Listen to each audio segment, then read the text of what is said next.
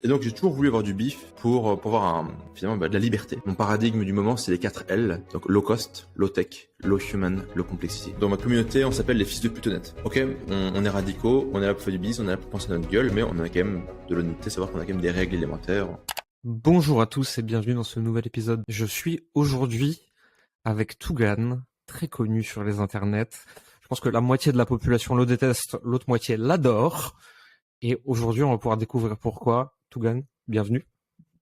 Merci pour l'invitation, et je suis très heureux d'être là. Bah écoute, je pense qu'on va bien rigoler aujourd'hui. Pour ceux qui te connaissent pas, qui t'ont pas encore découvert, etc., est-ce que tu peux nous parler un peu de toi, ton parcours, de qui t'es, ce que tu fais, etc. Ok, moi, pour me définir en une phrase, moi je me vois comme un vendeur de PDF qui accomplit l'œuvre de Dieu. Donc j'ai pendant très longtemps eu des grosses parts de marché sur tout ce qui est le direct response marketing.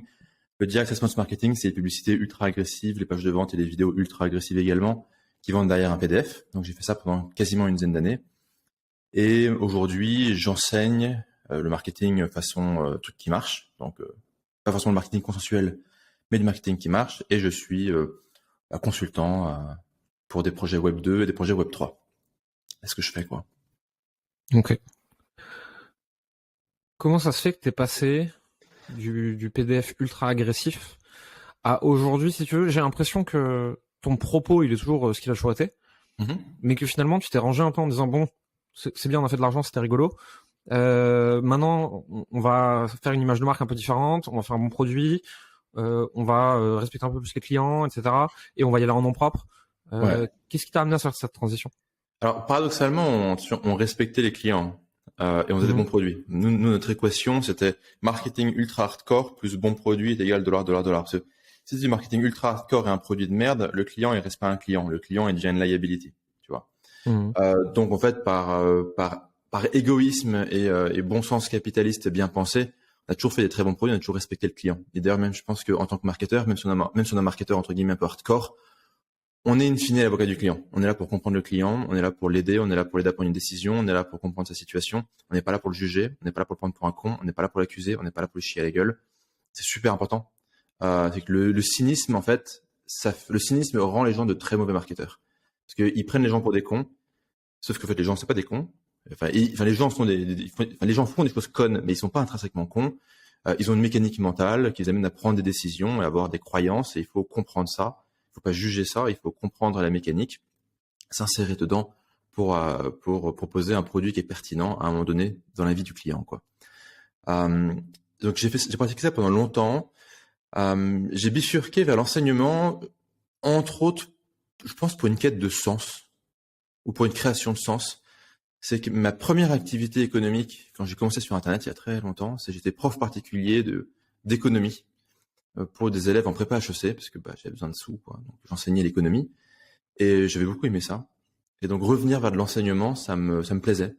Et pour moi, ça a créé du sens en fait partagé. Enfin, je sais pas, il y a des gens qui ont ce truc-là, d'autres qui l'ont pas, mais moi en fait enseigner, ça fait du sens. Même si un jour, tu vois, je sais pas, je suis super riche, milliardaire, machin, président du monde et tout, continuer à enseigner, tu vas toujours avoir, je sais pas, un canal YouTube ou un canal Telegram où je peux enseigner des trucs. Je pense que je le ferai. C'est je sais pas, ça fait sens pour moi, quoi. Donc c'est pour ça que je suis allé vers l'enseignement.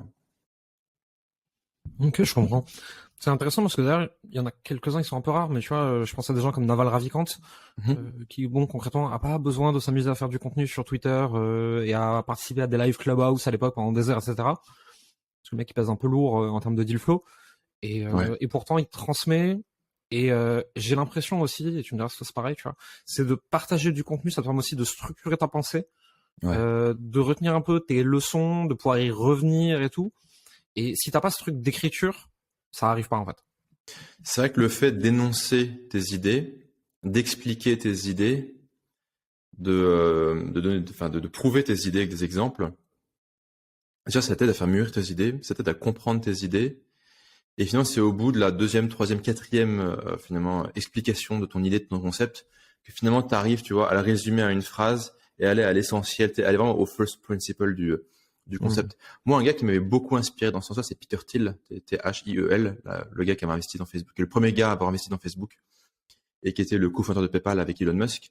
qui en 2012 était revenu à Stanford, parce que lui, il y a des années, fin années 80, il avait été étudiant à Stanford, et en 2012, il revient à Stanford pour faire un semestre entier, où il va en gros partager, enseigner tout ce qu'il a appris. Donc t'as le mec, voilà, qui est devenu milliardaire d'entrepreneuriat, milliardaire dans la tech, mec très puissant, très connecté avec beaucoup de réseaux politiques, qui va venir et faire une série de conférences et de cours. Ça s'appelle CS 183 Stanford Peter Thiel 2012. C'est juste absolument insane, quoi. Et c'est vrai que moi, j'ai découvert ce contenu-là quand j'avais démissionné d'HEC. Donc, en 2013 ou 14, je sais plus. Enfin, c'était il y a longtemps maintenant. Et du coup, je suis un peu perdu et je lis ce contenu-là et je me suis dit, putain, mais c'est incroyable, quoi. Et c'est vraiment un contenu, alors, intellectuellement, c'est quand même du haut niveau. C'est que le mec, il te démontre comment être immortel en une équation. Enfin, tu vois, après, il passe à la mythologie grecque pour revenir à l'informatique, repasser à la philosophie, faire un peu de maths et t'expliquer en trois phrases pourquoi on va tous être immortel, quoi. Donc ça, que c'est vraiment du bon contenu, quoi. Et ouais, donc ça, et Naval, que j'ai découvert beaucoup plus tardivement, mais pareil. Le mec, voilà, il est investisseur, il est milliardaire. Je crois qu'il est rentré sur Twitter très tôt, il est rentré sur Uber très tôt, des boîtes comme ça. Il a cofondé AngelList.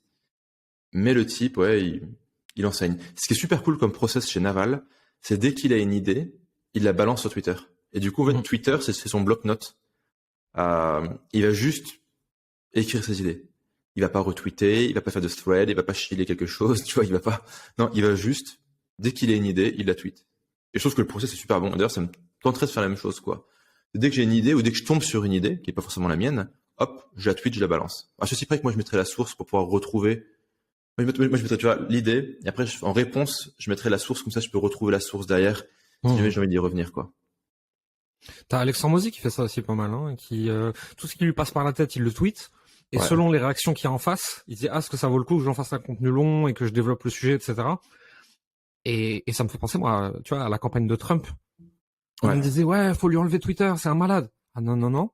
Non, non, non. Il postait 20 fois par jour des insanités pas possibles. Il regardait celle qui avait le plus de retweets et ça faisait son prochain meeting, en fait. C'est la personne qui veut le comprendre. C'est ça. Ils avaient aussi fait, ils mesuraient l'applausomètre, je sais pas comment ça se dit, en fonction de si les gens gueulaient comme des malades quand ils balançaient genre build the wall ou je sais pas, un truc comme ça, quoi. Et ouais, ils avaient une espèce d'approche qui était assez barbare. En fait, ce qui est bien, je pense que ce qui est intéressant surtout pour les gens qui nous écoutent, c'est que c'était optimisé mais pas suroptimisé. Tu vois, c'est pas en mode big data, on prend des milliers de data points, plein d'algorithmes et tout, et on va essayer de retargeter le mec. Non, c'est genre on joue à fond sur le why, pourquoi on fait ce qu'on fait, pourquoi on dit ce qu'on dit, sur le who, donc le storytelling, la personne, donc le attractive character en marketing, quoi. Et on joue sur ça comme des malades. On regarde quelles sont les ficelles qui marchent bien. Et après, on va vraiment redoubler d'efforts sur ces ficelles-là, les réutiliser encore et encore et encore. D'ailleurs, dans le même style, Andrew Tate faisait ça. Andrew Tate, il y a beaucoup de gens qui pensent que le mec, c'est un talent inné. Et un truc, et c'est compliqué en fait, il y a tellement de contenu dans tous les sens que c'est compliqué de voir l'évolution du personnage. Et t'as un mec qui s'appelle Anthony Pompliano, qui a un podcast sur la crypto, qui est américain, qui est un mec extraverti, comme tous les gens extravertis, c'est une victime et un hypocrite. Et Pompliano avait fait une interview de Tate une grosse année ou année et demie avant que Tate devienne célèbre. Mais il sort cette interview, il la publie qu'une fois que Tate est devenu célèbre. Sauf qu'en fait, à travers les sujets, tu sais que, tu parles d'une conférence là, etc., tu sais qu'en gros, t'es genre début 2021, quoi, plus ou moins, quoi. Et donc là, en fait, en écoutant cette conférence, j'ai vu toutes les idées de Tate avant qu'elles soient populaires. En fait, tu vois vraiment l'anecdote, l'idée, la punchline. Tu sais, à chaque fois, l'anecdote avec une punchline et un exemple. Ou par exemple, l'idée, punchline, exemple, qui va passer le message. Donc, idée un peu triptyque. Et tu vois un peu ce triptyque qui est en train de se former. Et donc, tu vois, entre guillemets, la version bêta du produit. Et tu vois vraiment l'évolution, quoi. Et là, tu te rends compte que, ok, en fait, le mec, évidemment, il a un talent pour gérer l'éloquence et le logos et le raisonnement et la provocation, c'est sûr. Mais derrière, il y a un énorme boulot d'itération. Et c'était assez amusant de voir ça, quoi. Peu importe ce qu'on pense du personnage, moi, ce qui m'intéresse, c'est plus, tu vois, la mécanique de persuasion, la mécanique de viralité, etc., quoi. J'ai aussi un peu ce truc, quand il y a quelqu'un qui perce un peu sur les réseaux ou en business, etc. que je l'aime ou que je le déteste, et d'autant plus si je le déteste, tu vois, je vais aller creuser comment il a fait, pourquoi, etc., pourquoi il dit telle chose. Pareil, Trump, pas fan, hein, personnellement, mais je vais lire des bouquins sur lui, les siens, d'autres. T'as Scott Adams qui a fait un très bon bouquin qui s'appelle Win Bigly, qui dit en gros, j'avais annoncé que Trump allait gagner et il y a tout le monde qui m'a traité d'imbécile. Et voici pourquoi il a gagné. Et il t'explique que le seul moment où Hillary il a failli revenir dans la course, c'est parce qu'il y avait Cialdini derrière, etc., etc. C'est assez intéressant. Et tu te rends compte que on veut tous faire, au début en tout cas, tu vois, du marketing très compliqué, très fancy, on veut se croire très intelligent, on excite nos copains copywriters, etc. Et en fait, ce qui marche le mieux, c'est des idées très très simples, puissantes, primaires, martelées. Et on voit de plus en plus sur Internet, aujourd'hui, des gens qui, d'apparence du moins, n'habitent rien au marketing et qui arrivent à prendre des grandes places dans leur domaine d'activité. Et moi, je trouve ça très rassurant quelque part parce que quelqu'un de profondément authentique qui dit ce qu'il pense sans aucun filtre, qui réfléchit pas à du grand marketing, mais juste qui ensuite est à l'écoute des réactions en face de lui, peut finalement se faire une place, faire un nom sans avoir des stratégies ultra complexes, quoi. Ouais, en plus, je pense que, enfin, je suis complètement d'accord avec toi. Il y a une dimension supplémentaire, c'est que ça fait quand même 3 ans que le monde est devenu très compliqué. Tu vois, t'as le Covid, t'as les machins, t'as les vaccins, t'as les controverses, t'as les guerres en Ukraine, t'as les crises économiques, t'as les bulles financières qui pètent, t'as des élections au milieu dont finalement, quel que soit le pays, in fine, personne ne reconnaît la légitimité. Donc le monde est devenu très nébuleux, très complexe, très instable. Les gens finalement sont un peu perdus là-dedans, sont stressés, sont anxieux. Si toi tu débarques avec un récit compliqué, des plans en 12 étapes, du marketing on n'y comprend rien, c'est pas possible. Aujourd'hui, ouais, le marché, les gens veulent de la simplicité, veulent de la clarté, veulent une forme d'honnêteté et de transparence. Pas complète, c'est qu'on peut se fait créer son personnage, tu vois, ou choisir qu'est-ce qu'on dévoile pas. Évidemment, on a évidemment un droit à la vie privée, enfin, encore heureux. Mais il y a ce désir, c'est un peu genre simplicity wins, quoi. Moi, genre mon paradigme du moment, c'est les 4 L. L, c'est pour low, donc peu ou bas. Donc low cost, low tech, low human, low complexity. Donc peu de tech, peu de coûts, peu d'humains, peu de complexité. Donc en gros, se focaliser sur des business qui peuvent être gérés à 2, 3,5 en prenant en compte le support client par time. Pas des funnels compliqués avec 50 upsell, downsell, machin, cross-sell et tout. Pas des séquences email sans fin, tu vois, avec des conditions, des tags, des boucles, des machins, des trucs. Vraiment être dans la simplicité maximale et focaliser à fond sur, bon, évidemment, qualité du produit, mais sur le marketing, le who, donc qui t'es, quelles sont tes histoires, quelle est ta origin story, quelle est ta épiphanie, c'est ta révélation, quand est-ce que tu as découvert finalement ton truc, donc, un peu poser vraiment les gros classiques du storytelling, et après why, quoi, pourquoi tu fais ce que tu fais. Je sais que le start with why, je supporte pas cette théorie parce que c'est un truc de mongolien et j'essaie de dire de coach, mais comme je suis un coach, je fais un peu attention. Mais c'est gratuit. C'est moi qui offre. Pas de problème, avec plaisir. Mais bon, mais mine de rien, le Start with Why, il est plus pertinent que jamais. Dans ce monde nébuleux, ultra complexe, machin, avec des marchés saturés, puis tout le monde qui gueule que des conneries partout. C'est que le monde, et surtout Internet, est devenu une espèce de cours de récré où tout le monde hurle dans tous les sens, court dans tous les sens, les yeux bandés, en panique complet. Et c'est vrai qu'au milieu de ça, finalement, pour prospérer, pour créer une activité, pour connecter avec des gens, il faut avoir cette simplicité, quoi. Parce que ça va rassurer les gens, ça va attirer les gens. Ouais, je suis complètement d'accord avec toi. Et j'aime bien étudier, tu vois, des politiques, des entrepreneurs, tu sais, des gens vraiment qui ont marqué leur temps. Se me dire, ok, pourquoi lui? Et alors, bien sûr, c'est systématiquement des gens brillants, machin, etc. Bon, ok, passons. Mais en général, c'est vraiment, il y a 1 ou 2 arcs de communication avec des idées très très simples, martelées comme pas possible. Et là où ça devient plus pernicieux, c'est que tu étudies les gens qui ont été très populaires mais qui ont fait beaucoup de mal dans l'histoire, et tu trouves exactement la même chose. Et quand tu comprends ça, et que tu regardes le monde actuel, et que tu vois certains trucs, tu te dis, oh putain. Ouais, mais tu vois, si tu prends tout ce qui est un peu, finalement, la manipulation. On peut dire persuasion, on peut dire manipulation. En vrai, la différence entre persuasion et manipulation, on va dire, c'est peut-être la finalité, quoi. Est-ce que ton intention, elle est bonne ou est-ce qu'elle est mauvaise, quoi? Si elle est bonne, bien on sûr. dire c'est de la persuasion. Si elle est mauvaise, on va dire c'est de la manipulation. Bon. Mais tu sais, enfin, je veux dire, c'est propre de la nature, quoi. Pourquoi un bébé chaton, il est mignon, quoi? C'est de la manipulation. C'est pour qu'un humain soit assez con pour l'adopter, quoi. Ou, tu vois, enfin, pas forcément con, mais tu vois, pareil pour les chiots, parce que sinon il est mort, le truc. Il y a une forme de sélection naturelle qui a fait que les chatons les plus mignons et les chiots les plus mignons, bah, finalement, ont trouvé une famille qu'ils ont adoptée, et donc ont pu survivre et procréer, quoi. Et gérer un gamin humain, bon, j'ai pas de gamin, mais un jour j'en aurai.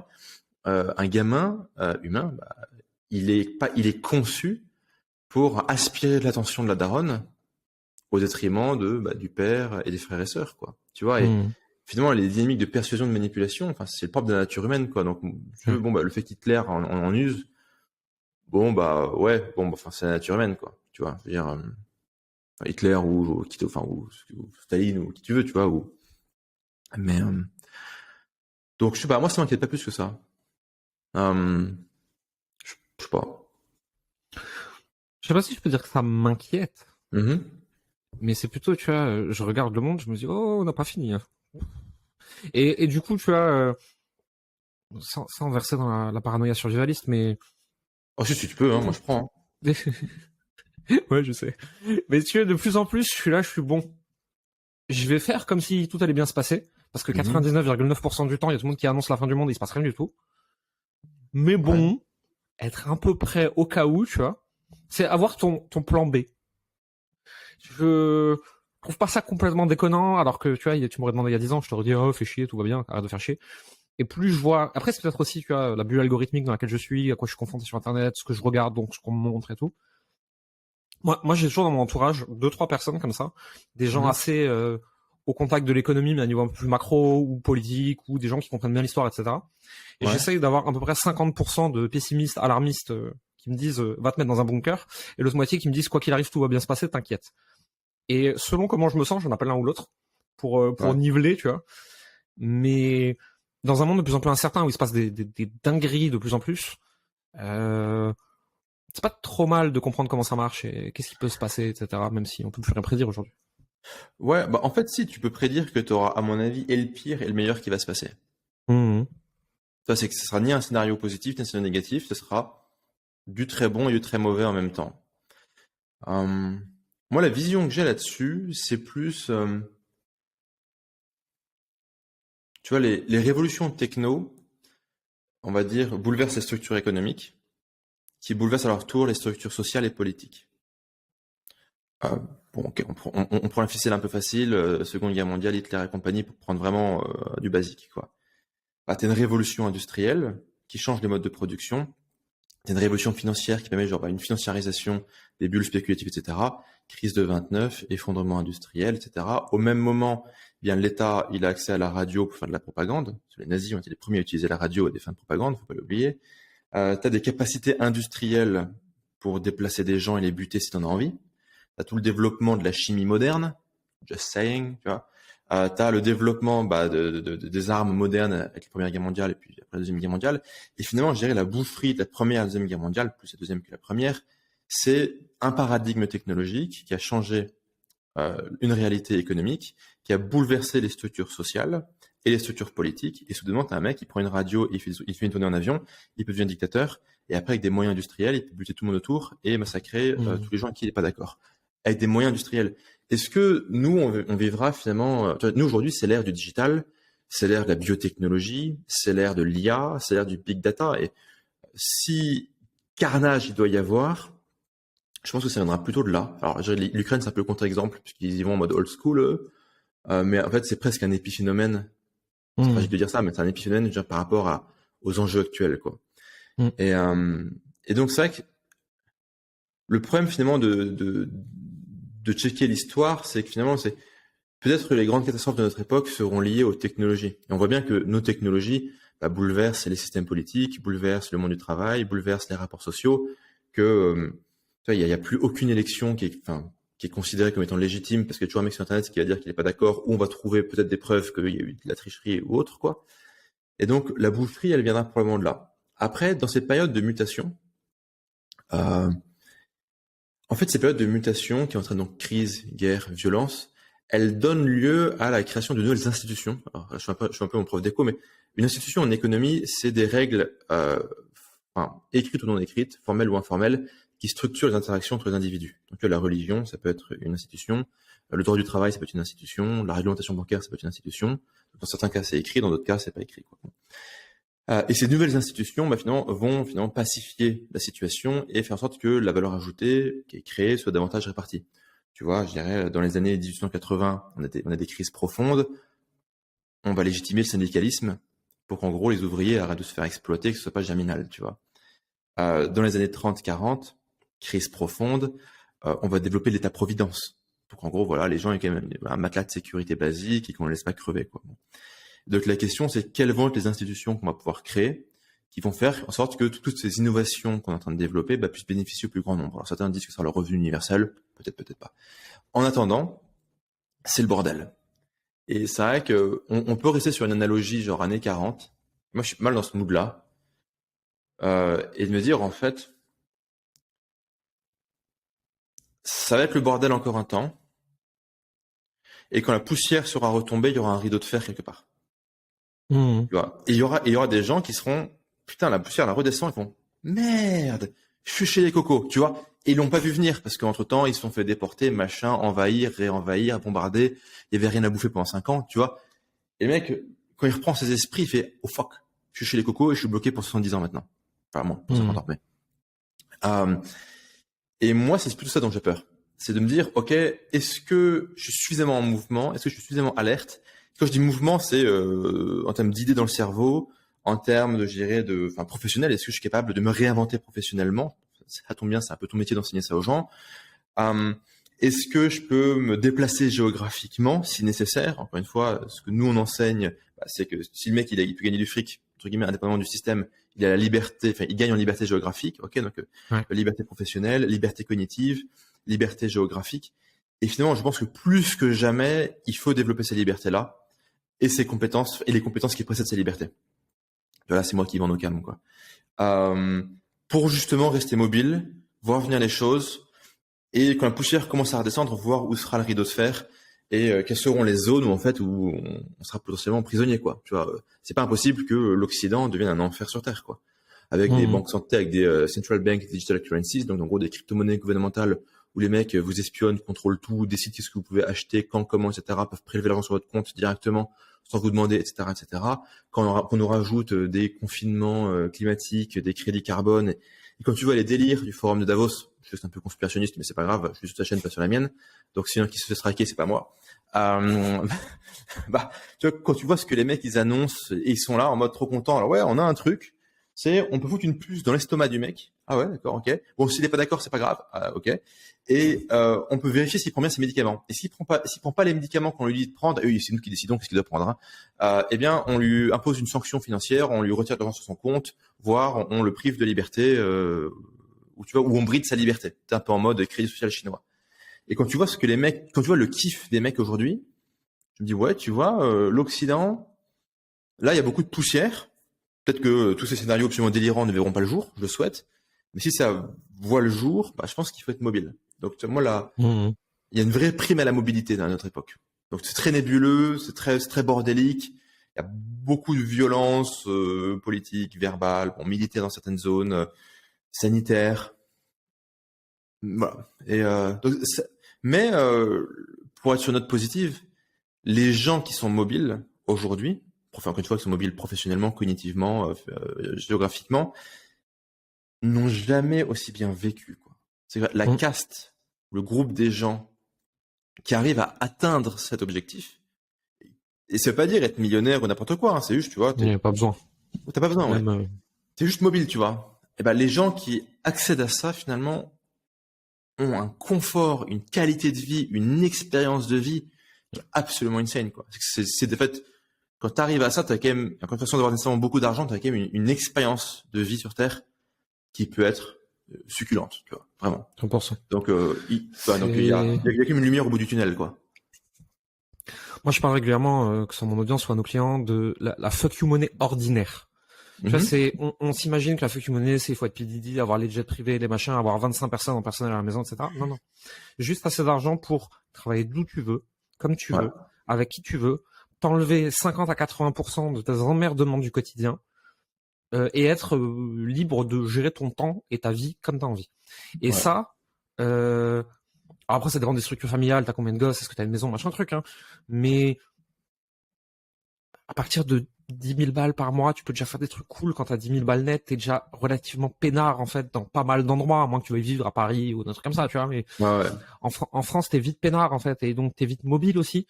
Tu peux investir ton capital comme tu veux. Et moi, je pense que le goal, en fait, si tu veux, avant même de vouloir gagner des millions, c'est déjà combien tu mets dans ta poche, en profit, hein, parce que le CA, on en parle un peu en off, le CA, c'est pas le profit. Et surtout de comment tu le gagnes. Est-ce que tu es bloqué quelque part? Est-ce que tu es obligé de... Moi, j'ai de plus en plus de clients qui viennent me voir parce qu'ils avaient une activité qui tournait hyper bien en présentiel. Il y a eu le Covid, chiffre d'affaires zéro. Ils savaient pas digitaliser leur activité. Ils savaient pas attirer des clients sur Internet, ils savaient pas délivrer sur Internet, etc. En fait, ils sont trop dans la merde et c'est pour ça qu'ils débarquent chez moi. Bah, en fait, avant même l'argent, souvent l'argent n'est qu'une conséquence, tu vois. Et finalement, c'est avant même de regarder l'argent, c'est quelles sont les compétences que tu as, quelles sont celles que tu peux développer, qu'est-ce qui est monétisable dans ce que tu sais faire. Il y a beaucoup de choses que tu sais faire qui est monétisable. Bon, je t'apprends rien, c'est ton métier de leur enseigner ça. Donc, tu as tout ce qui est finalement, ok, est-ce que tu as de la matière première que tu peux un peu exploiter, développer, qui est déjà là? Et l'autre truc, c'est tout ce qui va être un peu, est-ce que tu arrives à créer soit du réseau avec des professionnels, soit de l'audience, soit si possible les deux. Et l'audience, tu vois, ça peut être que tu as 100 personnes qui kiffent ce que tu fais, c'est ultra important pour eux, enfin pour elles, et ça peut suffire, quoi. Tu sais, c'est un peu la théorie des 1000 true fans, quoi. T'as 1000 mecs qui surkiffent ce que tu fais. Bon, 1000, ça peut déjà paraître beaucoup, mais déjà avec 100 personnes qui surkiffent ce que tu fais, tu peux commencer à avoir beaucoup d'options, quoi. Et finalement, tu vois, à la génération d'avant, c'est en mode, ouais, faut avoir de l'immobilier, faut avoir des trucs comme ça, faut avoir ce genre d'actifs, il faut avoir de l'or, de l'immobilier, des actions, et je suis pas contre, hein, mais, et j'en ai moi-même, mais le vrai actif antifragile, tu vois, c'est avoir de l'audience. T'as des compétences qui évoluent, t'as de l'audience, t'as un réseau professionnel de gens qui te recommandent, qui te respectent. En fait, si tu développes ça, t'es inniquable économiquement. Même ChatGPT, IA, machin, oui, ça pourra bien un peu chambouler et tu devras peut-être évoluer, mais t'es imbutable économiquement. Et finalement, avec tes 10K par mois, tes 20K ou même tes 5K pour démarrer, de profit, ça va, ça se fait. Je l'ai vécu ça, je me suis rendu compte de plein fouet. J'avais un business avec un associé il y a quelques années. À un moment, on décide de se séparer. La séparation, elle se fait un peu brutalement. Et je me retrouve à repartir de zéro, mais j'ai mon audience et mes compétences, tu vois. Et sur le coup, je suis un peu là, genre, wow, je repars de zéro du jour au lendemain, tu vois. Et en fait, je me suis rendu compte à quelle vitesse j'étais capable de faire 20, 30, 40K pour réamorcer la machine. Juste parce qu'il y a des gens qui me suivaient, que j'étais capable de leur proposer quelque chose à partir de ce que je savais faire, qui me faisaient déjà confiance. Et voilà. Et en fait, aujourd'hui, le fait d'avoir une audience et des compétences, franchement, aujourd'hui, on s'imagine qu'il faut savoir faire des trucs fous, mais le niveau moyen, il est tellement bas que juste si tu sais un peu faire des trucs, tu peux déjà gagner de l'argent. Audience plus compétences. En fait, c'est ton réseau et ce que tu sais. Et ça, on peut pas te l'enlever. Donc en fait, où que t'ailles, où qu'aille le monde, si t'as du réseau et que tu sais faire des trucs, tu trouves toujours un moyen de gagner un peu d'argent. En fait, dans cette dynamique, moi, j'ai un peu résumé ça au concept de maximalisme. C'est, tu sais, je travaille beaucoup dans les cryptos, parce que j'ai beaucoup de clients dans les cryptos. Quand je fais du consulting marketing. Et dans les cryptos, tu as un concept, c'est les Bitcoin maximalistes. T'es familier un peu avec cela ou pas? Ouais, je vois. Ouais, donc, pour ceux qui connaissent pas, les Bitcoin maximalistes, c'est en général des gens super toxiques, mais c'est pas pour ça que j'en parle. Et c'est des gens qui croient que dans le Bitcoin. C'est qu'ils ont pas de compte en banque, ils ont du Bitcoin. Ils pensent que le Bitcoin va remplacer le dollar, l'euro, enfin. Ils pensent que le Bitcoin va remplacer le pétrole, la voiture, le gouvernement, bref. Les mecs, ils croient que dans le Bitcoin. C'est leur truc. Ils ne jurent que par ça, ils ne vivent que par ça, c'est ça. Ils sont des maximalistes du Bitcoin. Et je me suis posé la question, si je devais être un maximaliste, je serais un maximaliste de quoi aujourd'hui? Est-ce que je suis un maximaliste du marketing en ligne? Est-ce que je suis un maximaliste d'une crypto particulière? Est-ce que je suis un maximaliste, d'une idéologie ou un truc comme ça? Et en fait, non, le seul pari qui fait sens, le seul maximalisme qui fait sens, et ça va avoir l'air très nombriliste, c'est un maximaliste de sa personne. C'est avoir comme obsession et comme finalement objet professionnel de maximiser sa personne, son réseau, sa santé, sa sécurité, ses compétences, son audience. Et tous les jours, le job, c'est juste ça, en fait. Et finalement, les business, les produits qu'on peut vendre, les prestations qu'on peut faire, ce ne sont que des conséquences des conséquences économiques naturelles, quoi, et inévitables. Et si tu es un maximaliste de ce que tu es, si tu entre guillemets radicalisé ton positionnement, donc là il y a un vrai boulot de positionnement aussi, hein, c'est que tu vas juste être, alors voilà, moi je suis le millième mec qui fait une agence pour t'aider à des Facebook Ads. Tu peux pas. Tu vois, il faut arriver avec un truc un peu différent, avec un positionnement, avec une vision, avec une stratégie. Peu importe, mais il faut aller un peu se brander, se marketer, quoi, se rendre un peu unique. Mais en fait, investir là-dedans, ouais, c'est le meilleur investissement possible, quoi. Donc en gros, être un maximaliste de sa personne. Donc moi, je suis un Tugan Maxi maintenant. et ça fait super nombriliste, tu vois. Ça fait vraiment le mec qui s'autosuce et qui se kiffe. Mais en fait, déjà, je vous emmerde si vous n'êtes pas d'accord avec ça. Et deux, c'est très bien en fait, tu vois. Aussi longtemps que c'est pas au détriment de d'autres personnes, pas de souci, quoi.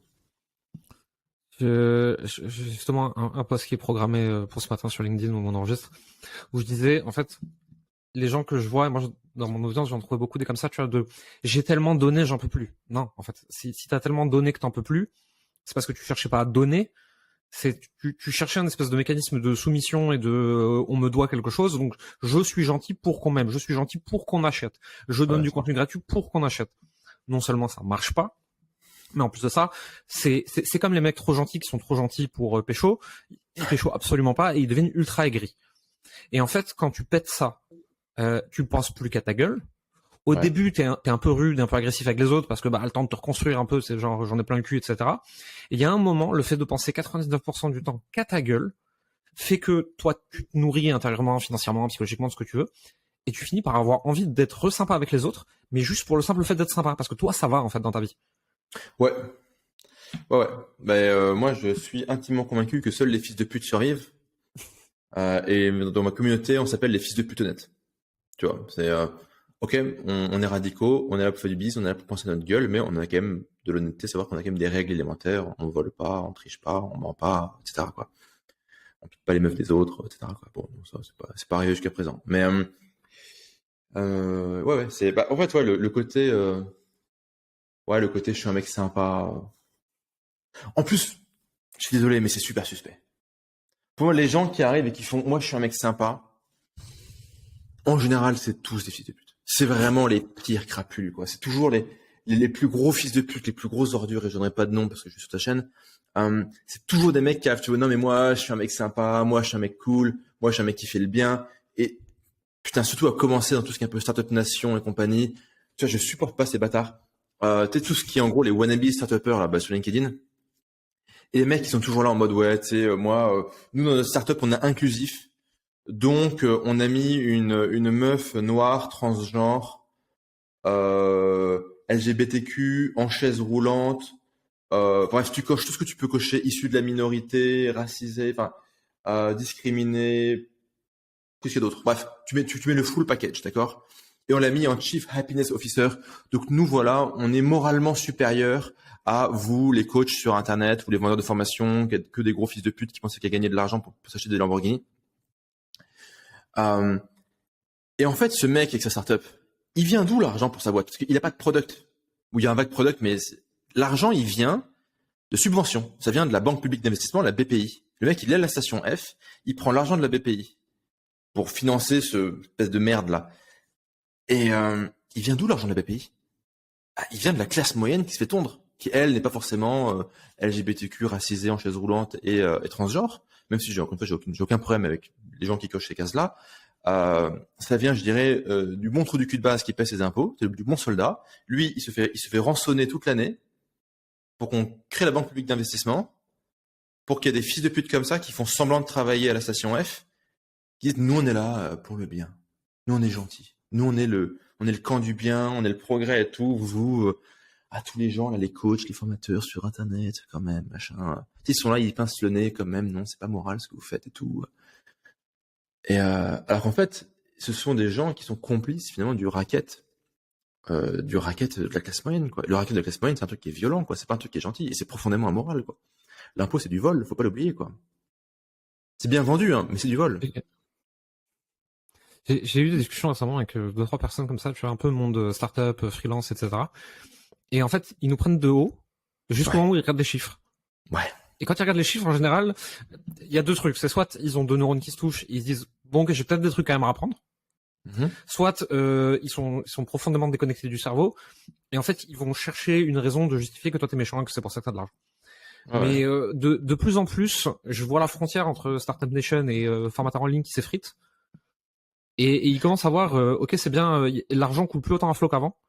Il va falloir bootstrapper des trucs. Il va falloir apprendre à être rentable. Il va falloir apprendre à faire du profit. Il va falloir apprendre à vendre. On peut pas que faire lever sur lever sur lever sur lever et faire de l'acquisition de clients à perte jusqu'à avoir cramé tous les concurrents et être valorisé, faire une exit. Et le truc, il est toujours pas rentable après 10 ans. Et donc, on voit qu'ils commencent à se dire, mais attends. il faudrait que j'aille regarder ce qu'ils font les formateurs, quoi. Attends, ils viennent en ronronnant, en miaulant, en se frottant contre nos jambes. Hein. Vraiment. Je sais. Ils le disent pas, ils l'assument pas, mais c'est ça, c'est en mode, c'est en mode, je t'ai toujours aimé, donne-moi une croquette, caresse-moi un peu, tu vois. Et écoute, c'est bien qu'ils viennent à la raison et qu'ils comprennent un peu la réalité économique. Mais ce qui est cool, c'est que les gens de notre paradigme à nous, on a tellement pris d'avance sur eux en termes de mode de fonctionnement, en termes de technique de vente, en termes de structuration d'une offre. Surtout dans notre monde, quand même, tu crées une offre, tu la vends, tu dois être rentable upfront. Enfin, il n'y a pas de, ouais, je fais un truc pendant 10 ans et je donne de l'amour, quoi. Tu vois, non, il faut être, enfin, on est tellement en itération face à la réalité. Alors que eux, ils planaient des années-lumière, qu'on a une avance sur ces mecs-là. Et je pense qu'ils ont du mal à s'adapter, quoi. Moi, j'ai une de mes grandes théories, c'est que si la France, je dirais, ne finit pas en goulag ou en guerre civile, eh bien, les gens comme nous, les gens qui viennent du digital, tu sais, les crados du digital, on possédera tout.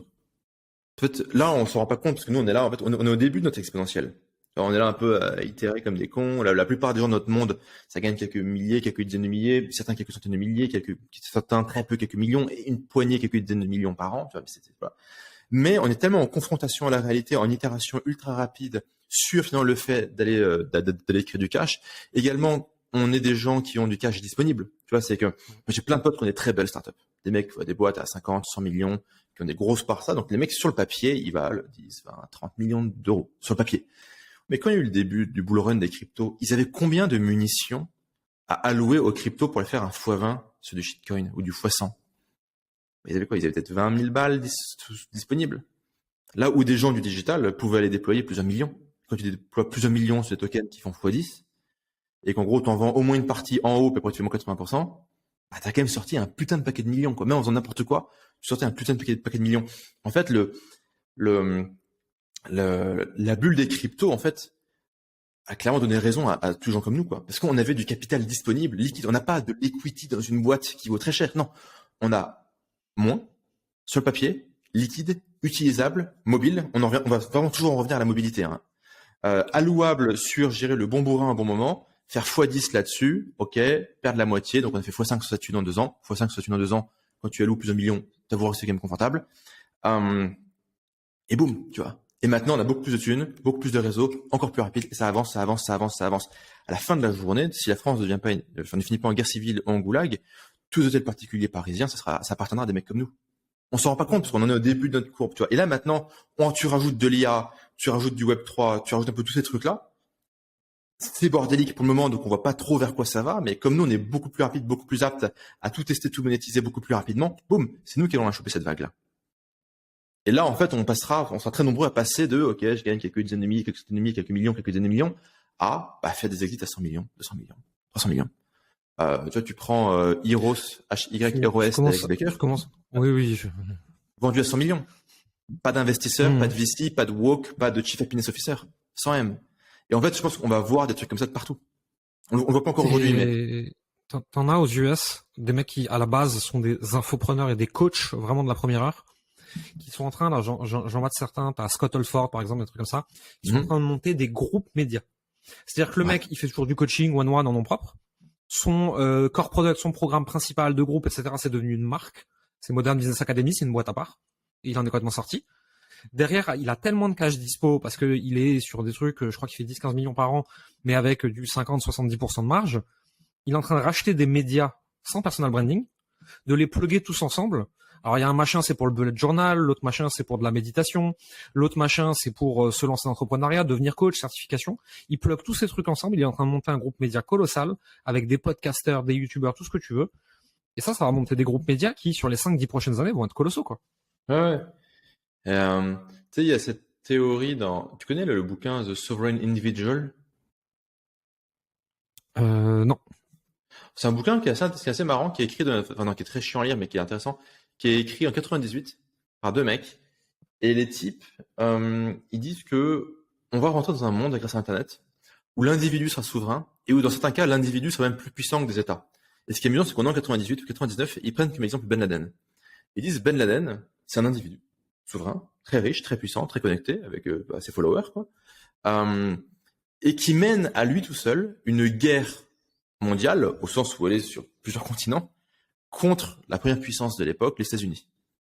Tu vois, et en fait, t'as un individu qui dit fuck it. Tu vois, aujourd'hui, bon, tu prends l'exemple un peu facile, les Kim Kardashian et compagnie, elles ont plus de puissance que, je dirais, un PDG d'une multinationale, que un homme politique, je dirais, de premier plan. On voit quand même en fait émerger finalement du web des trucs comme ça, enfin, des phénomènes comme ça de plus en plus, ouais, qui ont des capacités, enfin, qui sont très mobiles, qui ont beaucoup de capitaux mobiles, qui ont beaucoup de réseaux, beaucoup d'influence, beaucoup de communautés, et qui évoluent ultra rapidement, quoi. C'est tout, c'est que ça s'évolue très rapidement, alors qu'en face, c'est des structures plus lentes, plus de coûts, plus de rigidité, plus d'idéologie, plus de branlettes.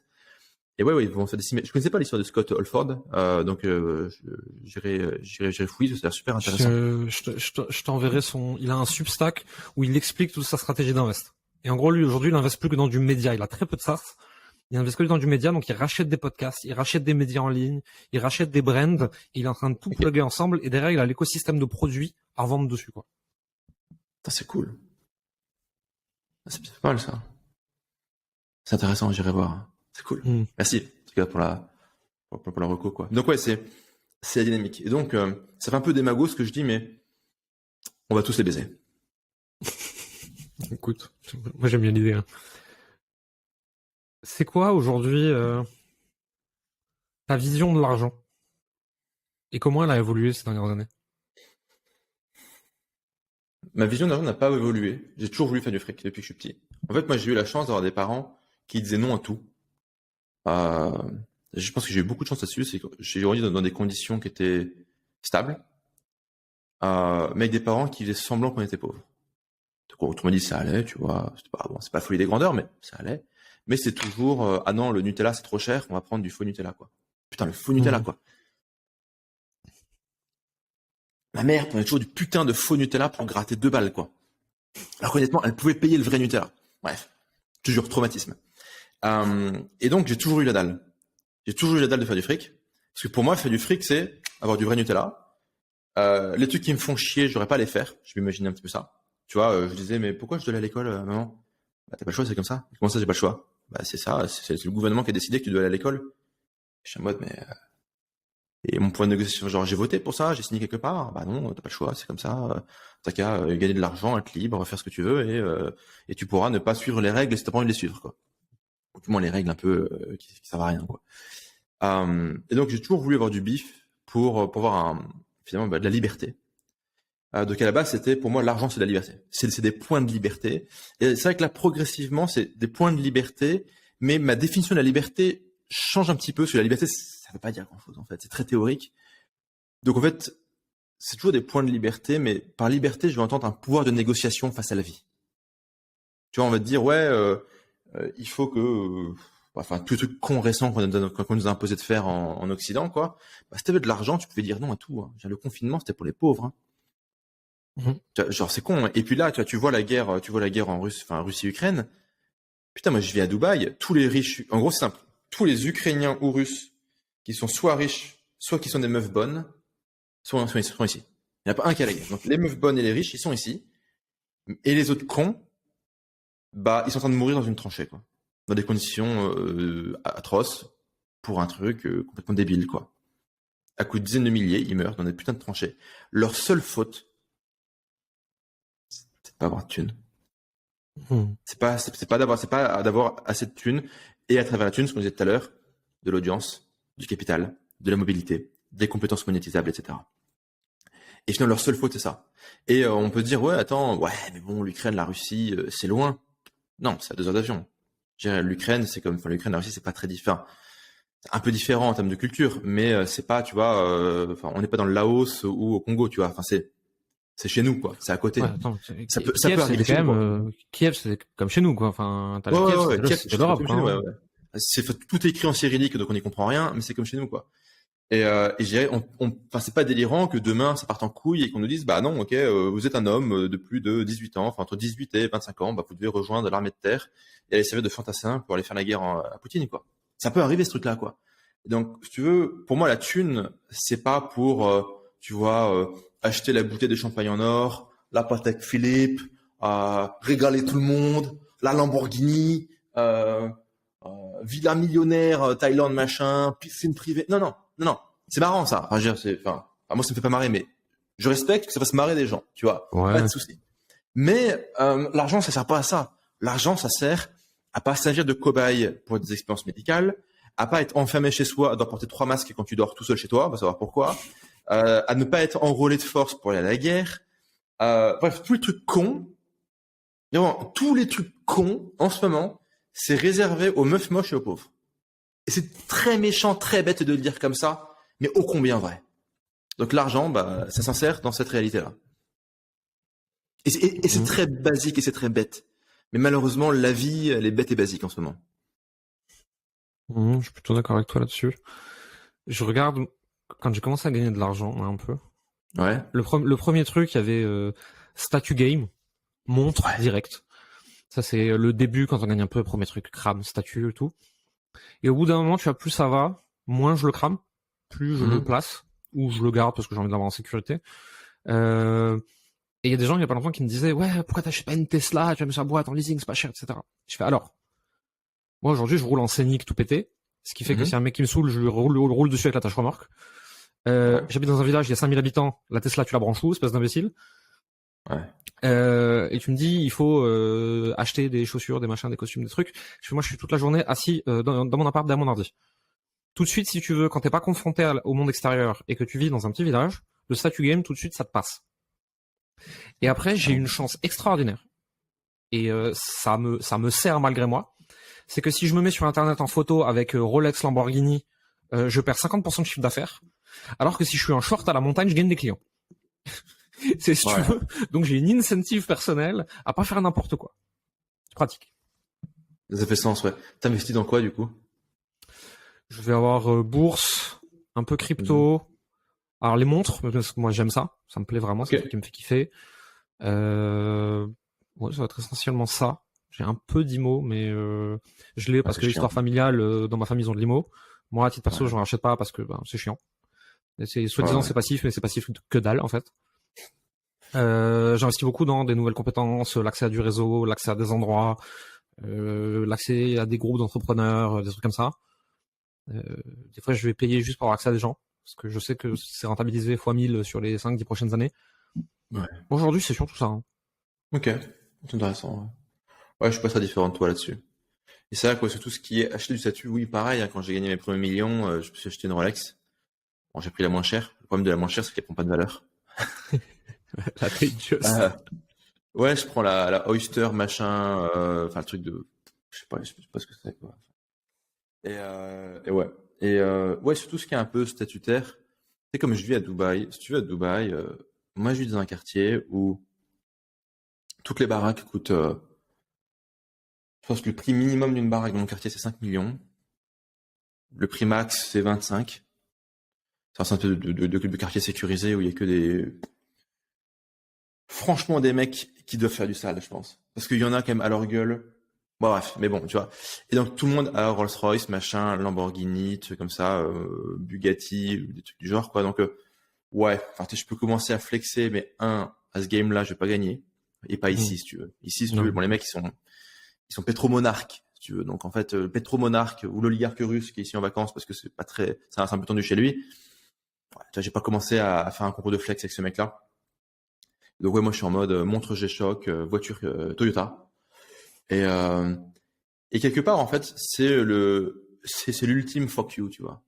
Mhm. Euh, et après, là-dessus, je rajouterai une note, c'est les trucs chers, c'est souvent des trucs compliqués. Les trucs compliqués, ça foire tout le temps. Genre, moi, mes potes qui ont des Lamborghini et compagnie, il y a toujours un truc qui est pété, il y a toujours un truc qui marche pas, faut toujours l'amener machin, il faut pas trop rouler avec, sinon elle va s'abîmer. Tout est compliqué. Ok. Il y a longtemps, je m'étais acheté une montre de C'est pareil riche. pour les montres. Hein. Ouais. Je m'étais acheté une FP Journe. Tu connais FP Journe, tout ce qui est Mhm. montre? Ok. Bon, je me suis acheté une super FP Journe, trop content, machin, tout. Ok. Donc la montre, mécanisme pas possible, machin, tout ça. Il faut être sur les attentes pendant 5 ans pour la voir. Bref, les conneries habituelles. D'accord. Sauf que la montre, elle se décale de 30 secondes tous les jours. Donc maintenant, qu'est-ce que je fais? Donc il faut que je prenne la garantie, ok, que j'aille trouver une boutique FP Journe. Alors c'est bon, j'ai du bol, encore une à Dubaï, parce qu'il doit y avoir 10 boutiques dans le monde. Hein.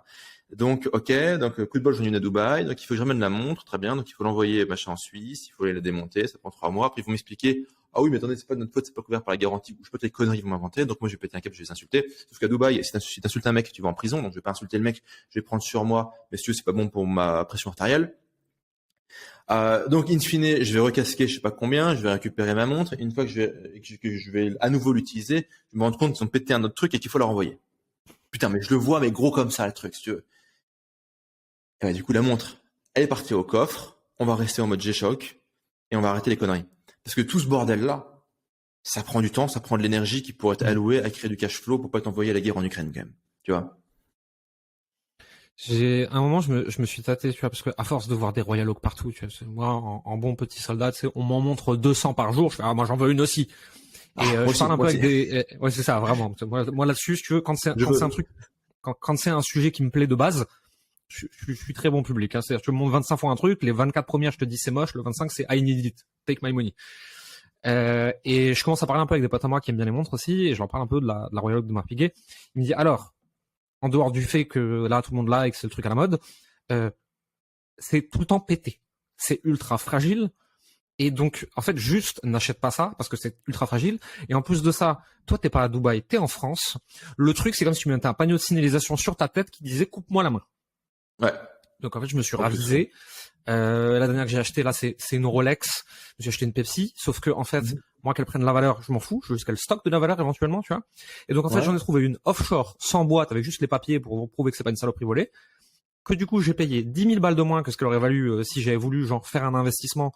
Alors que ce genre de montre, c'est de la spéculation, c'est un autre. Ouais. Je suis content, je l'ai à la main, je me balade avec, je suis heureux. Et puis quand j'en aurai plein le cul, elle partira dans un coffre. Pas chez moi parce que je stocke aucun truc comme ça chez moi parce que ce serait débile. Et puis Pas besoin j'achèterai un d'évident. nouveau jouet, et puis je serai content de le porter. Et puis, tu sais, t'accumules de la valeur comme ça petit à petit, quoi. Ouais. Ouais, ça, je comprends la logique, ouais. Mais moi, 4L. Je reviens toujours à 4L, low tech, low complexity, low human, low cost. Partout dans la vie. Dans tout. Faut qu'il ait. Mais ouais, c'est, donc, voilà. Je comprends. Mais j'ai choc, je suis assez satisfait du truc, hein. En vrai. En vrai, ouais, ouais, je suis bien, je suis content, quoi. Ça fait le taf. Ouais, ça indique l'heure, en fait. À la fin de la journée.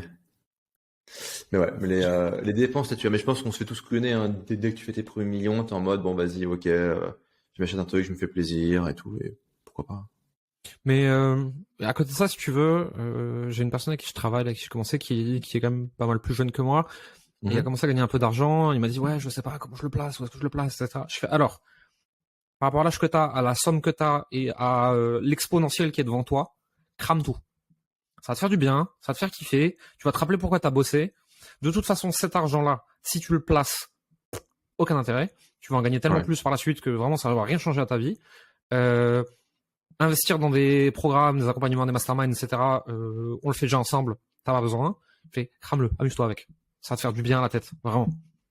Et alors bon, s'il avait 50 ans, des enfants, machin, une famille à charge, je pourrais peut-être pas donner ce C'est conseil-là, différent. tu vois. En l'occurrence, il avait 25 ans et il est dans un pays où il a un train de vie qui est très cool. Vas-y, amuse-toi, quoi. C'est pas forcément un conseil qui est très audible pour beaucoup de gens, hein, mais là, c'était le bon conseil, je pense. En fait, l'investissement, ça marche si t'as beaucoup d'argent. Ouais, Tu vois, exactement. si t'as mis de côté 15 000 balles et que t'as une petite activité qui t'en sort, qui te sort 3 000 de profit par mois que tu vis en Thaïlande, tu vas investir dans quoi? Ok, à part la crypto, c'est vrai que là, ça a quand même beaucoup baissé. Bon, ça peut continuer à baisser, mais Et tu peux espérer faire un multiple sur 4-5 ans, et donc peut-être faire x2, x3, x5, x10 sur ta thune, pourquoi pas. L'IMO, tu n'y as pas accès. Je vous ai dit Mais une bon, problématique. x10 sur 2000 balles, ça change pas ta vie, en fait. Bah, x10 sur 10 000, ouais, tu peux te payer un petit appart en Europe de l'Est derrière, quoi. Et après devoir gérer des emmerdes avec des locataires. Non, ça change pas ta vie. Mais ouais, même en vrai. Donc ouais, C'est vrai le problème de l'invest, hein. Je suis d'accord avec toi. Tu vois, il y a plein de gens qui disent, ouais, Warren Buffett, machin, regarde comment il investit, donc moi je fais comme lui. Eh, mais lui, il gère des milliards. Donc en fait, Ah, mais ouais, lui, un investissement safe à 4-5% sur 10 milliards, 20 milliards, 50 milliards placés, c'est smart. Toi, quand ouais, t'es mais tout Warren petit, Buffett, c'est une escroquerie. tu peux pas chercher ça, quoi. C'est une escroquerie, Warren Buffett. Ah. Déjà, Warren Buffett, c'est le mec qui t'explique qu'il est gentil. Donc déjà, juste red flag direct. Le mec, c'est actionnaire Goldman Sachs, Monsanto, Coca-Cola, McDo, truc pharma. Enfin bref, le type, il est dans tous les bons coups avec les gens bien éthiques qu'on aime bien et qui nous rendent la vie meilleure. Et après, c'est le côté, ouais, il faut que tu sois ultra frugal, tu dépenses rien, tu mets tout de côté. C'est pas en économisant 3 balles sur le Starbucks que tu vas devenir riche. Hein. Je veux dire, les gars, faut arrêter, quoi. À la limite, mieux vaut prendre le Starbucks. En fait, c'est ok de dépenser de la thune pour du confort, pour de la rapidité. En gros, tu fais pas la queue, je sais pas quoi, ou tu payes pour une assistante qui fait tout à ta place, t'as pas à te faire chier, quoi. C'est ok de dépenser dans des expériences qui vont un peu enrichir ta vie et fait que si tu crèves demain, tu pourras te dire, ouais, quand même, j'ai un peu kiffé, j'ai vu des trucs intéressants, quoi. Mais ouais, le côté, ouais, vas-y, économise sur Starbucks, ça marche pas, quoi. Après, de l'autre côté, t'as vraiment le risque de cramer, c'est de cramer où et avec qui. Parce que moi, il y a un truc que j'ai beaucoup vu à Dubaï. Des mecs qui commencent à gagner du fric. Tu vois, ils commencent à faire je sais pas, leur 10 000 par mois de profit ou plus, quoi. Ça fait peut-être 2-3 mois qu'ils le font. Donc, ils sont assez récents dans la zone de profitabilité réelle. Et ils font, je vais aller à Dubaï. Parce que tout le monde est à Dubaï, parce que Dubaï c'est cool, parce que Dubaï machin. Donc, tu sais, Dubaï, c'est une ville où tu peux te ruiner en une semaine. Vraiment. C'est quand on te dit, tu veux louer une Lamborghini? Ouais, prends les clés, tu la loues. Ok. Il fait 50 degrés, elle prend feu. Ah, il faut la payer maintenant. Tu vas bouffer un steak, vous le voulez plaqué or? Ah ouais. Ah merde, 1000 balles de plus. En même temps, il faut être con. Mais bon, il y a des gens qui sont cons. Et en fait, t'as plein de mecs qui arrivent à Dubaï. Ils vont fréquenter des gens qui, eux, ne prennent pas 10K de profit, mais prennent, je sais pas, 800 000 de profit par jour. Pas par jour certain, mais enfin plutôt par mois, quoi, tu vois. Et ils vont essayer de vivre comme eux. Les montres, les machins, les clubs, les bidules, les trucs, les restos. Et puis, en fait, quelque part, la reconnaissance sociale que les gens ont d'eux passe à travers leur communication sur les réseaux sociaux et donc leur mode de consommation et leur fréquentation. Donc, ils sont prisonniers de ce game-là. Sauf que ce game-là vampirise tous leurs profits. Déjà, ils travaillent moins et où leur business, ils ont eu de la chance et ils ont moins de chance parce que dans le fond, quand t'es assez con pour tout cramer, t'es probablement assez con pour pas être assez malin pour créer un business pérenne. Et là, le mec, il a plus de sous. Et en général, il va se passer un truc très grave et très problématique, c'est qu'il va commencer à faire des choses criminelles. Et c'est ces mecs-là qui vont aller voir d'autres gens qui ont des anciens business faire, ouais, je peux te racheter ta boutique Shopify et ton Stripe pour 3000 balles. Le mec, il va dire, bah oui, tu peux racheter mon business pour 3000 balles. Ok. C'est toi qui récupères le Stripe, qu'est-ce qu'ils font les mecs? Ils billent tous les gens en douce. Ah, mais ça, c'est criminel. C'est du vol. Il n'y a pas de marge d'interprétation. Il n'y a pas de droit de la conso. Non, c'est du vol. Fin d'histoire. C'est du vol, quoi. Pur et simple. Et ces mecs-là, quand ils poussent trop loin, un jour, ils repassent à Roissy, boum, ils se font taper, tu vois. Et en fait, moi, j'ai vu des trucs comme ça. Hein. Des gens, en fait, où ils ont un business honnête, ils flambent, ils partent en couille, ils perdent tout, ils veulent maintenir leur statut social, ils veulent maintenir, je dirais, leur réputation sur les réseaux sociaux. Genre, tout le monde qui dit, ah ouais, t'as vu, le mec, il a une vie de fou. Tous les followers qui font, ah, trop bien, t'es le meilleur et tout, t'es allé en boîte, je sais pas trop où. Ok. Maintenir ce niveau de consommation, et derrière, ça va faire de la merde. Et tu vois, ta vie est niquée, quoi. Et j'ai vu pas mal de gens faire ça, en fait. M'étonne pas. T'as Morgan Housel dans le livre Psychology of Money qui en parle très très bien, qui dit il y a wealth game ou statue game. Et statue game, pourquoi pas, mais ça dépend en fait pourquoi tu joues au statue game, tu vois. Et il dit, tu te compares avec un mec qui, plus il monte de costumes, plus il monte de lambeaux, plus il monte de restaurants, gagne plus d'argent. Et toi, il y a aucune incentive à le faire, mais tu veux te confronter à lui au statue game. Sauf qu'à chaque fois que toi tu le fais, tu perds de l'argent, lui à chaque fois qu'il le fait, il en gagne. Il faut savoir à quel jeu tu joues, dans quel cours tu es et quel est le vrai but des mecs en face de toi, parce que là, ça change tout. Ouais. C'est vrai qu'après l'autre, moi-même, c'est vrai que, Moi, c'est tel que je le formulais, mais finalement c'est la même idée, c'est profit versus prestige, quoi. Est-ce que tu es là pour maximiser le prestige, la reconnaissance sociale, est-ce que tu es là pour maximiser le profit, quoi. Et l'exemple que je prends toujours, c'est Xavier Niel. Xavier Niel, il a commencé en voulant maximiser le profit, pas le prestige. Il a fait du Minitel en rose. Par définition, c'est crade, c'est regardé avec mépris, avec suspicion, ok. Il a cumulé les premiers millions, il a créé Free, il a développé Free, il est un des mecs les plus riches de France, il se tape la fille de Bernard Arnault, la vie est belle. Et même maintenant qu'il est milliardaire et qu'il est marié à la fille de Bernard Arnault, les gens qui nous écoutent peuvent arriver à la conclusion que le prestige, il l'a aussi. Alors que les gens qui prennent le prestige, moi je vois ça, quand j'étais à HEC, tout le monde privilégie le prestige. Pourquoi tout le monde rentre à HEC? Prestige, c'est tout. En réalité, tu gagnes pas tant d'argent que ça après HEC. Pas à notre génération. Prestige. Et après, ils vont aller faire un double diplôme avec je sais pas quelle fac à la con. Pourquoi? Prestige. Après, ils vont aller faire des stages chez McKinsey et Goldman Sachs. Pourquoi? Prestige, pas profit. Après, ils vont aller bosser dans je sais pas quel grand groupe. Pourquoi? Prestige. Parce qu'il faut aller là, parce que c'est important, parce que voilà, t'es le genre idéal, parce que tout le monde dit. Ils ont des vies de merde. Ils ont des vies de merde. J'en ai connu des consultants internationaux, McKinsey, mais surtout, ils gagnent de l'argent, hein. Ils ont pas de vie. Ils gagnent de l'argent, certains, mais ils ont pas de vie.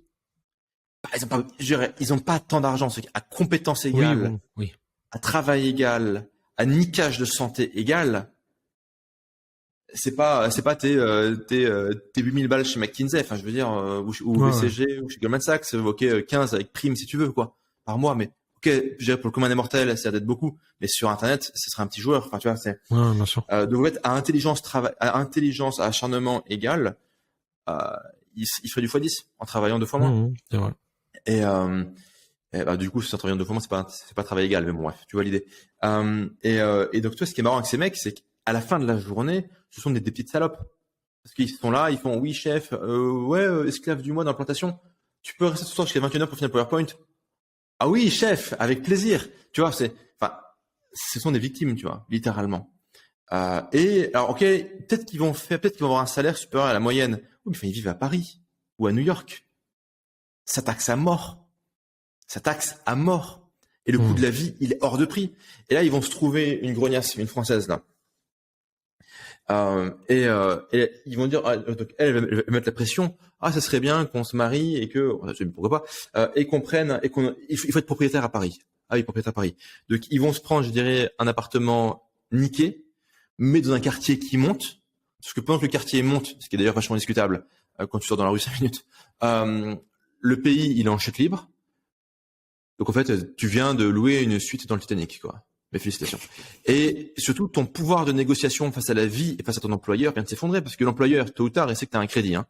Ah ouais, t'es devenu propriétaire, Kevin. Ah, bravo. Tu te dis, ah, bravo, c'est bien d'être propriétaire, c'est ce qu'il faut faire. Ouais, parce que il te le dit, le mec. Parce qu'à la minute où tu as signé le bail, c'est pas un bail, mais bon, le contrat, quoi. Je sais pas comment ça s'appelle en France, aucune idée. Ton pouvoir de négociation face à la vie est proche de zéro. Tous les mois, il faut que tu aies le charbon pour rembourser le prêt.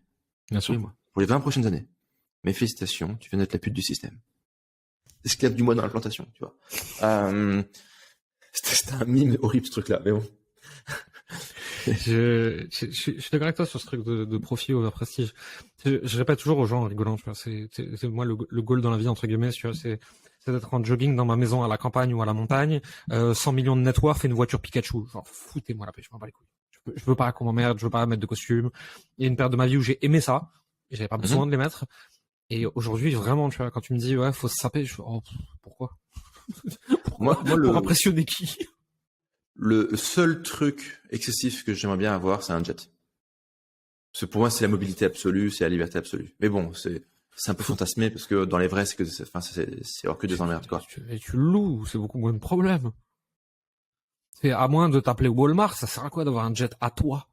Ça coûte une blinde pour que tu t'en serves pas plus de si tu le loues. Et si t'as assez de cash, de toute façon, tu peux le louer, mais j'en avoir toujours un à dispo. Sauf que t'as pas les emmerdes du jet, quoi. Oh non, mais c'est juste un délire, quoi. En vrai, je comprends l'idée, hein. Moi, pour le coup, le posséder, c'est un truc qui m'attire pas du tout, quoi. Je me demande si quand tu le possèdes, un gros gouffre. Ça dépend. Je me demande si tu le mets en location quand tu l'utilises pas, tu peux le rentabiliser ou à tout le monde break-even. Je sais pas. J'ai pas les chiffres, mais ça me paraît un peu. Ouais. Faut demander à Grande Cardone. Tu dois savoir, lui. Ouais, mais lui, il le rentabilise. Déjà, lui, il passe son temps à se balader d'un bled à l'autre pour faire des opérations immobilières, théoriquement. Et surtout, lui, il est là pour vendre du rêve. Son métier, c'est ce que tu disais. Il est dans le, que tu dis, c'est pas là, de statut game, voilà. Il est à fond en statut game parce que c'est son job, quoi. Bien sûr. Et donc lui, je pense que son avion, il le rentabilise en long, en large, en travers tous les jours. Hein. Ouais, mais c'est comme si tu veux, à Walmart, ils ont toute une flotte de jets privés. Et les gens, ils regardent, ils font, pourquoi, c'est bizarre, etc. Genre, c'est très simple. Quand il y a la moitié des C-level, là, donc des head managers qui doivent se balader à travers le pays, les États-Unis, les vols internes, c'est ultra mal desservi, c'est de la merde. Donc, en fait, si tu veux, il faut les envoyer à l'autre bout du pays. Ces mecs-là, ils voyagent de toute façon pas en éco, ils voyagent en business et en first. Ensuite, il faut les loger dans des hôtels 5 étoiles. Ensuite, ils sont loin de leur famille, il y a une prime. Et donc, en fait, si tu veux leur payer le jet privé pour qu'ils fassent les retours dans la journée, voire 3 localisations dans la journée, c'est beaucoup plus rentable que de les faire dormir à l'hôtel pendant une semaine. Donc, en fait, pour eux, c'est un bon deal, quoi. Et surtout, en fait, ce qu'on a du mal à imaginer en tant que Français, c'est qu'aux États-Unis, il y a énormément de grosses boîtes qui sont au milieu de nulle part. Ouais. Et il n'y a pas, genre, un aéroport gigantesque à côté, bien desservi, avec des vols toutes les demi-heures, quoi. En fait, c'est ça. Pour aller d'un patelin à un autre, tu mets 24 heures, quoi. Ouais. Tu sais, tu prends Koch Industries, T-K-O-C-H, je sais pas si tu connais Industries. Le nom dit quelque chose. Alors, je crois que ils pensent ça Koch, mais c'est un nom allemand, là-bas, c'est Core. Et en fait, c'est des mecs, c'est genre 2 frères, je crois qu'il y en a un qui est mort récemment, qui sont vieux, qui ont cumulé une net worth de 100 ou 200 milliards, un truc comme ça. C'est une des plus grosses fortunes des États-Unis, qui est pas cotée en bourse, donc en gros personne ne les connaît. Et c'est les mecs qui ont la pétrochimie, c'est les mecs qui font tout ce qui est les cotons, pour tout ce qui est genre tes cosmétiques, machin et tout. En fait, les mecs, ils sont positionnés sur tous les trucs chiants, boring business, tous les intrants nécessaires dans toutes les dimensions de la vie, américaine ou occidentale. Donc les cotons, la pétrochimie, le machin, toutes ces conneries-là, quoi. Et les mecs, ils ont que des boîtes comme ça, quoi. Et leur QG, il est à Wichita, qui est dans le putain, je sais plus où c'est, mais c'est sur le trou du cul du monde, quoi. C'est pas le Nebraska ou Wichita, je sais plus où c'est. Je vais voir Wichita où c'est. Ouais, c'est paumé en tout cas, quoi. Ah ouais, et c'est vraiment. D'ailleurs, c'est assez intéressant comme histoire, ce truc-là. C'est en Kansas. Donc, ils sont dans le trou du cul du Kansas, les mecs, quoi. Et ouais, et comme ils ont géré des raffineries, des machins, des usines, dans plein d'autres trous du cul des États-Unis, bah, ils vont de trou du cul en jet, quoi. Et c'est vrai que là, ça fait sens, ouais. C'est vrai que moi, pour vendre des PDF, bof, quoi. Clairement. J'ai une dernière question à te poser. J'aime bien poser à tout le monde parce que j'ai toujours des réponses différentes, c'est rigolo. Si tu devais donner un conseil à toi de quand tu avais 15 ans, tu lui dirais quoi?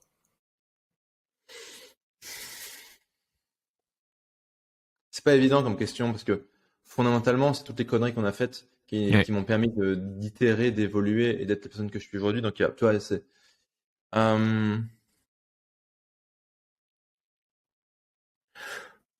Moi, mon regret, c'est de pas avoir commencé à travailler plus tôt. Moi, j'ai des gens, pas plein, mais j'ai des gens qui me suivent, tu vois, qui suivent mes programmes. Il y en a qui ont 15 ans, il y en a qui ont 16 ans, 17 ans. Il y a un mec je trouve qu'il tourne à 50K par mois. Et je suis curieux, donc je dis, tu fais quoi? Je l'appelle, je discute. Il me dit, attends, faut que je raccroche et tout, machin. Il y a mon père qui arrive et tout. Je dis, c'est quoi ton problème, quoi? Ouais, non, c'est demain, j'ai le bac, bah attends, je file, quoi. Tu vois, et c'est vrai que le fait de démarrer très tôt, putain, ça donne tellement. Donc mon conseil à un mec de 15 ans, enfin, c'est putain, commence le plus tôt possible, bâtis du réseau, bâtis des compétences, fais des trucs qui servent à rien s'il faut. Démarre et démarre vite, quoi, fonce. Et donc finalement, bah, c'est le même conseil que je donnerais à quelqu'un qui a 30 ans et qui a pas démarré, quoi. C'est trace, fonce. Réfléchis pas 5 ans, intellectualise pas le truc, trace. Speed wins, quoi. Enfin vraiment. Ouais, mais les maintenant, regarde ce qui se passe. Surtout le début, tu vois, quand tu démarres. Je répète toujours ça à mes clients. De toute façon, le début, ne croyez pas qu'il y a un truc fancy, machin, il faut l'intellectualiser. Non, en fait, c'est tu jettes des spaghettis au mur un peu partout, tu regardes où ça colle, quoi. Et en fonction d'où ça colle, tu commences à développer un truc. Ouais. Mais ouais, il faut tracer. Il faut tracer. Et surtout, en fait, ce qu'il faut comprendre, c'est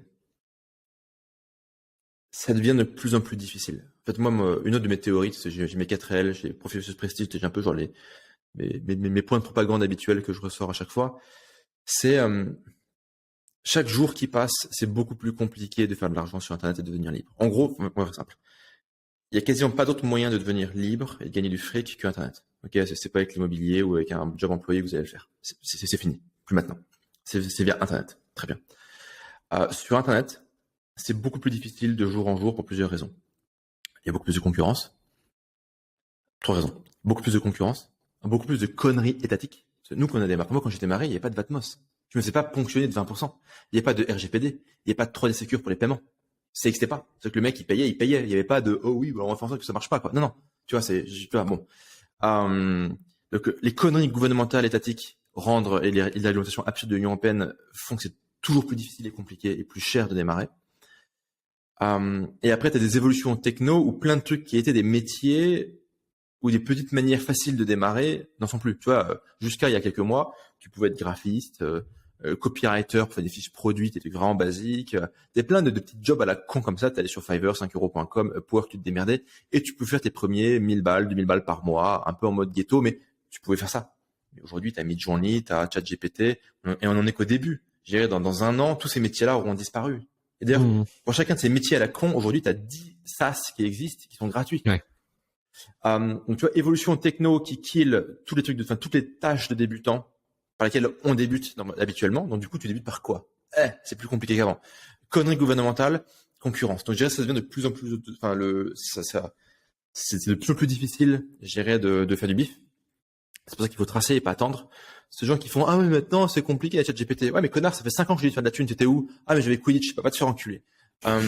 Et le monde de demain, c'est quoi? Le monde de demain, c'est le film Elysium avec Matt Damon, c'est obligatoire, tout le monde doit avoir vu ce film-là. Grosso modo, l'humanité est séparée en 2 humanités, très bien. Donc, tu as les mecs sur Terre et les mecs en orbite. Donc, les mecs en orbite, ils sont c'est comme un grand terrain de golf orbital, immortel, santé illimitée, tout le monde est beau, tout le monde est joli, putrus, machin, tu bouffes bien, caviar, parfait, tu vois, super. Les mecs sur Terre, c'est une favela planétaire gigantesque, à moitié en ruine, poussiéreuse, en mode tempête de sable. Tout le monde se fout sur la gueule toute la journée. Et les mecs d'en haut, ils envoient en bas des robots, un peu comme les robots de Boston Dynamics, sauf qu'ils ont un AR-15 pour calmer tout le monde et mettre un peu d'ordre. Sauf que le point important dans cette métaphore... Il y a une série qui vient de faire la même chose, là. Ah ouais? Une série brésilienne qui s'appelle 3%. Ah mais je connais pareil, ça. Ouais. C'est favela planétaire, les 3% ils vivent en haut, quoi. Ok. Et non, le 3%, les mecs, ils ont une chance de monter. Ouais. Dans Elysium, personne d'en bas ne peut monter, parce qu'en fait, il y a une espèce de système de défense, du coup, pas aérien, mais terrien, du coup, pour que les mecs qui viennent de terre ne puissent pas monter. Donc, en fait, dès que les mecs, ils envoient, genre, ils vont souder 3 casseroles, se foutent dedans et s'envoyer en l'air pour essayer de rejoindre Elysium, ils se font canarder, ils se font buter. Ça marche pas. T'as de plus en plus de films et de séries qui posent la même idée, hein. Si tu regardes même un truc qui, pourtant, l'histoire de fond n'a rien à voir, c'est Alita. Le truc, là, à moitié en anime, à moitié en film. Pareil, t'as une caste dirigeante toute puissante dans un vaisseau spatial et le reste qui sont sur Terre et qui s'entretuent, quoi. Ouais. Mais le point le plus important pour moi, c'est pas qu'en haut c'est cool et qu'en bas c'est de la merde. C'est qu'il n'y a pas d'ascenseur social. C'est pas possible pour quelqu'un qui naît en bas de monter en haut. Aujourd'hui, si c'est possible, tu nais n'importe où dans le monde, c'est possible de finir milliardaire. Ok, la probabilité elle est faible. Et la probabilité, elle est en fonction de ton pays, de là où t'es, des infrastructures, est-ce que c'est la guerre, pas la guerre, etc. Plus ou moins difficile de devenir libre. Genre, t'es occidental aujourd'hui, putain, c'est facile. Par rapport aux mecs qui, je sais pas trop où, là, en Sierra Leone, là, tu vois, se faire couper un bras parce qu'ils ont voulu installer la démocratie et que les mecs, ils votaient avec leurs doigts, tu vois, bon, plus compliqué, quoi. Donc, c'est relativement faisable, relativement facile. Faut juste être déter. Seuls les fils de pute survivent. Dans le monde de demain, c'est fini. Et en fait, si vous foirez là maintenant, vous niquez toute votre descendance, hein. Parce que une fois que les mecs seront sur Elysium, ils vont pas dire allez, on change d'avis, on va faire une tombola pour rebattre les cartes à chaque génération. Non, personne fait ça. Hein. Je dirais, les riches aujourd'hui, ils mettent pas leurs enfants dans le public pour faire la tombola. Hein. Ils mettent leurs enfants dans des bahuts privés avec le meilleur système éducatif du monde pour que leurs gamins ils aient un QI à 5 chiffres et qu'ils réduisent en esclavage les autres gugus qui sont à l'éducation nationale. Ça s'appelle la théorie du genre sur iPad. Hein. Ça marche pas comme ça. Hein. Donc quand la poussière sera retombée et que les mecs d'en haut seront bien et que les mecs d'en bas seront baisés, ce sera fini pour vous, pour votre descendance. Après, si vous êtes en mode destroy ghetto et que vous voulez vivre dans une favela planétaire pour les 10 prochaines générations, écoutez, ça vous regarde. Moi, ça me chauffe moyen. Voilà. Écoute, ce sera un parfait mot de la fin. Où est-ce qu'on te retrouve si on veut en savoir plus sur ce que tu fais, si on veut aller regarder tes programmes, ce que tu proposes aujourd'hui et voir plus de Tougan? Le mieux, c'est d'aller sur ma chaîne YouTube, Tougan Barra, et toutes les semaines, je fais une vidéo qui s'appelle l'homélie du père Tougan, et où je donne un peu des leçons de vie, leçons business, idéologie, etc. Donc là, c'est cool. Et sinon, vous pouvez aller sur Tugan, tugan-bara.com et laissez votre mail. Comme ça, je peux vous spammer, vous envoyer un email par jour avec le même type de violence que ce que je vous ai délivré pendant 1h30. Ce sont rigolos tes emails, ça vaut le coup, je pense aller les lire. C'est gentil. Cool. Merci à tous. Bah écoute, merci à tous, merci pour ton temps et à très vite. Merci à toi.